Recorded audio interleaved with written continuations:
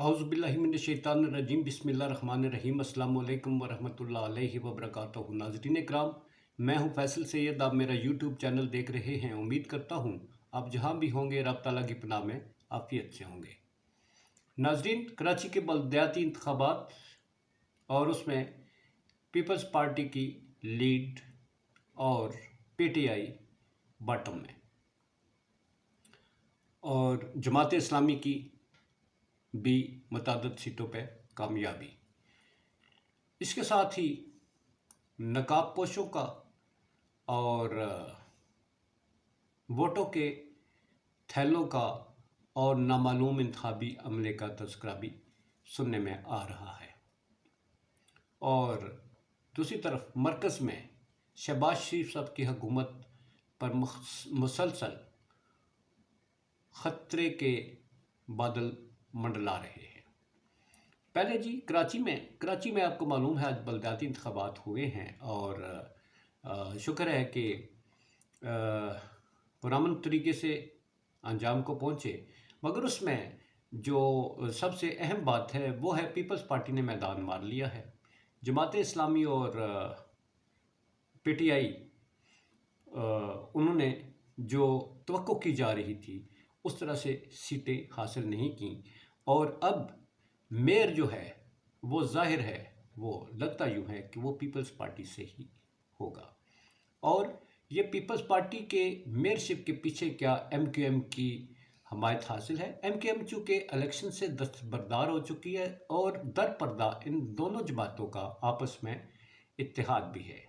लगता यूँ है कि अंडरस्टैंडिंग ये बनाएगी कि एमक्यूएम को उनसे दस्तबरदारी का ऐलान करवाया गया और उनके वोटर्स ने पीपल्स पार्टी को वोट डाल दिया और यूँ पीपल्स पार्टी जो है कराची की मेयरशिप के लिए उनकी अपनी पोजीशन बन गई है।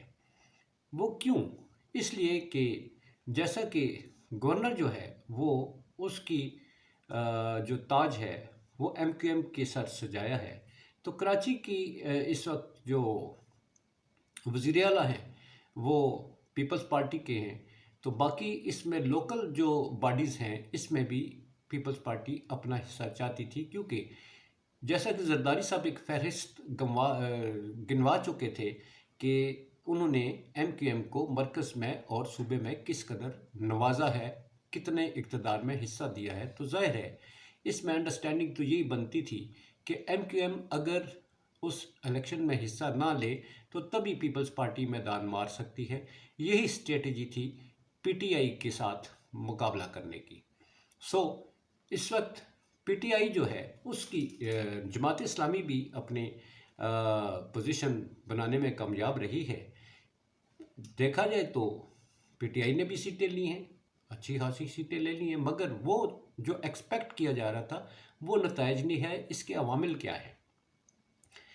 क्या कराची के लोग, हैदराबाद के लोग वो पीपल्स पार्टी से इस कदर मुतमिन हैं, उनकी कारकर्दगी से इस कदर मुतमिन हैं, उनकी कारकर्दगी से इस कदर खुश हैं? इस वक्त जो कराची के हालात हैं, जो वहाँ के अवाम जो हैं वो जिस तरह से ज़िंदगी गुजार रहे हैं, क्या वो उसी में खुश हैं?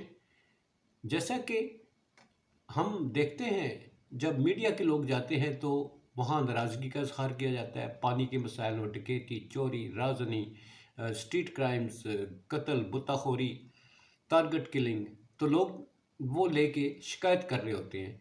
मगर इसके बावजूद क्या वो इन चीज़ों में खुश रहना पसंद करते हैं और इसलिए वो पीपल्स पार्टी को ही अपना निजात दहिंदा समझते हैं?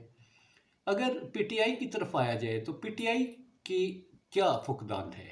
क्या पीटीआई और वहाँ की क़यादत जो है पीटीआई की और अवाम में रवाबत नहीं है, या अवाम पीटीआई की कारकर्दगी से मुतमिन नहीं है? अवाम जो है वो इमरान खान के जलसों में अगर देखा जाए तो भरपूर किस्म की वो शिरकत करते हैं, इमरान खान की कॉल पर भरपूर किस्म की लब्बाइक कहते हैं और फिर इमरान खान साहब के लिए तो सब वहाँ मुतमिन नज़र आते हैं। मगर पीटीआई की क़यादत से क्या लोग नाला हैं, या पीटीआई की वहाँ की क़यादत जो है वो आपस में उनका रवाबत का फुकदान है? और वो उस तरह से डिलीवर नहीं कर सके, उस तरह की ग्राउंड तैयार नहीं कर सके, लोगों को उस तरह से मोटिवेट नहीं कर सके, क्योंकि पीटीआई का वोटर आज जो है उस तरह से नहीं निकला जिस तरह से उसे निकलना चाहिए था। क्या इन वोटर्स को, पीटीआई के वोटर्स को, एमकेएम के, जैसा कि एमकेएम अल्ताफ भाई वहाँ से कह रहे थे कि हमें फ्री हैंड दिया जाए तो हम दिखाएंगे जीत के, मगर उन्होंने इलेक्शनों में लेने से भी कहा जाता है कि उन्होंने ही हिस्सा लेने से मना किया। ये एक अंडरस्टैंडिंग का नतीजा है।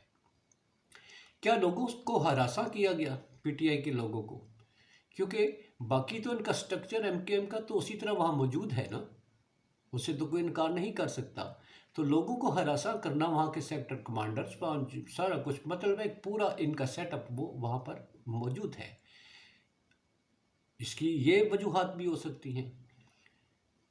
आने वाले दिनों में इन सब अवामिल से पर्दा उठाया जाएगा। जहाँ ये नकाब पोश कहाँ से आए, ये वोटों के भरे हुए थैले कहाँ से आए, कहाँ डाले गए, किसकी तरफ से डाले गए, वोटिंग के अमले पर भी शक का इजहार किया जा रहा है। तो ये तो इलेक्शन कमीशन का काम है, हम उसमें तो कुछ अपनी राय नहीं दे सकते। सुनने में जो बातें आई हैं वो तो इसी कदर यही कहा जा रहा है कि इस तरह की वहाँ पर वाक़यात हुए हैं।